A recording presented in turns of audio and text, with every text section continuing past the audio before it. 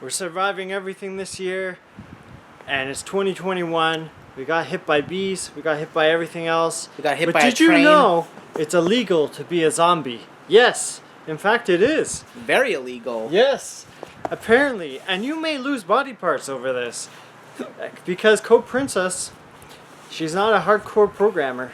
Nope. She's just Princess Leia in a metal bikini. It looks metal, but you said it's made by handmade fabrics. Yep. Yeah. That's what they say in the show. Game. Thingy. It's a game that seems like a show. Like, I don't get it. Yeah, but definitely. This is a Steam port of a 3DS game that came out, I think it said 10 years ago. Almost 10 years ago. And, yeah, it definitely looks like a 3DS port.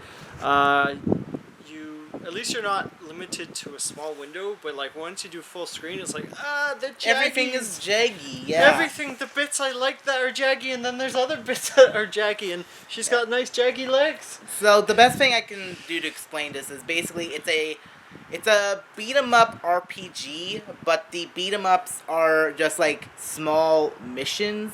Yeah. Because the 3DS is probably limited memory. Limited memory, and possibly so that people can just play it on the bus and then just like put it away. Oh shoot! I missed my stop. I gotta go to work or whatever. Yeah. Yeah. To me, it feels like it's 90% the story, and then as you said, like the mini missions. Like it feels like it wants to be an RPG, but it doesn't have like the capacity. Yeah, like it doesn't have like the. Just because it's on a 3DS, so it's like, okay, we're gonna make it a brawler, but it's gonna act like an RPG. That's what it feels like. Plus, it's gonna have like, it's your basic plot of you have this princess, she has this powerful sword, this evil faction wants the powerful sword, and they're like, we gotta go get her, we gotta go chase after her. The kingdom was like, yo, we like this evil faction, we're gonna go follow them. Yeah, it's kind of like Streets of Rage fantasy setting. Yeah, and it reminds me of Knights of the Round or King of the Dragons, which came out on the SNES like it feels like 20 years or more ago. I think the most memorable part was these two soldiers that come in, and their names are like Sergeant Emble and Urgent Semble. Yeah, I thought that was hilarious.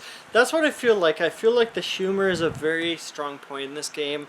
The hack and slash, it's okay, but it's like really limited, and like it's funny because like I tried to move to the left of the screen, and I kept jumping backwards to the right. I'm like, is this my controller? And I'm not sure if it totally is the controller. Like it just feels weird that, and then the enemies will stand in front of you and like. They will sometimes like attack you from both sides. So if you stay in the air as the undead, necromancer I think it is. Yeah. Yeah, like you can just stay in midair and keep attacking. It's like pew, pew. So it's kind of broken like that, but that's I don't know. I think I think you're playing this more for the story rather than the beat 'em up part, because the beat 'em part.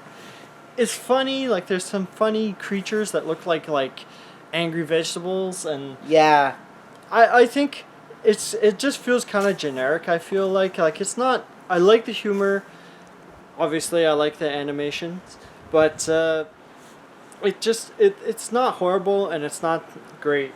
It's just like it just is. It's like 10% above meh. That's what I would say. So it would be a 6 out of 10. I would say it's a 6 or a 7 out of 10. It's not horrible. I'm kind of surprised it got ported to Steam. I guess Steam's like, we need all the games. Port everything here. You know, it's sort of like this back in the Super Nintendo days where like everything went on Super Nintendo or like PlayStation 1. Yeah, the game kind of feels like it's in one ear, out the other. Yeah, it's like it's a take it or throw it away. Like, if it's the only game I have to play, I'll play it. But if, I had like Final Fantasy or like other classic RPGs, I would like not go back to this. Like, it's not horrible, but it's just not super amazing. So, I'd give it like, as you said, like I'd probably do between the two a 6.5.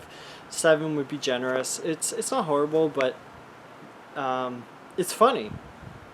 Yeah, I'd say if you can find it for cheap, it's $15 American, which is like ridiculously high. I think I paid at least $10. I don't feel like it's really worth the $10. Yeah. Unless Do you know what this you game want to reminds support me the of? developers making a third game, because there's a sequel that just came out like in the last 6 months or so. So This game reminds me of that one game that was like a PS4 exclusive, but then it got ported to Steam. It was like Dragon something. It was like really long ago. It was like a side-scrolling beat 'em up.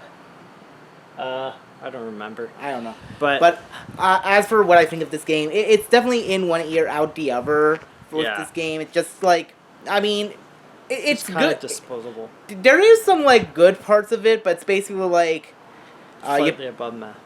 yeah, like this game. The best I can say about this game is that it has a very kind of unique kind of structure going on, but it's basically like just mission based. It's like, okay, It kind of reminds me of like what if Final Fantasy Tactics, the original on PlayStation 1, decided to do like a side-scrolling beat 'em up, because it had like all the missions were like that. Like they tell you a little bit of a story using the in-game graphics, but then like you would have to play a battle, and like those battles could last an hour, 5 hours, maybe like 8 hours, like depending on how intense they got. Yeah, and then So- you'd also need like figure out the controls for yourself. Yeah. Like, yes, I harp on like forced tutorials and all that, but I've seen some tutorials that are like they just tell you what to do and that's it. They just give you this game just leaves you to your own devices and lets you figure out one of the buttons drains your magic meter, Yeah, yeah.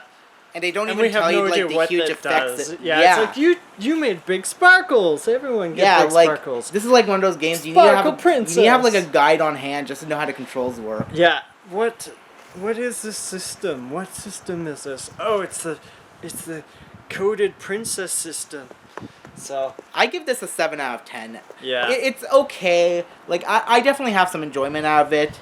Like, there are some really unique characters here, and the story, well, generic, does have some good moments in it, so... Yeah.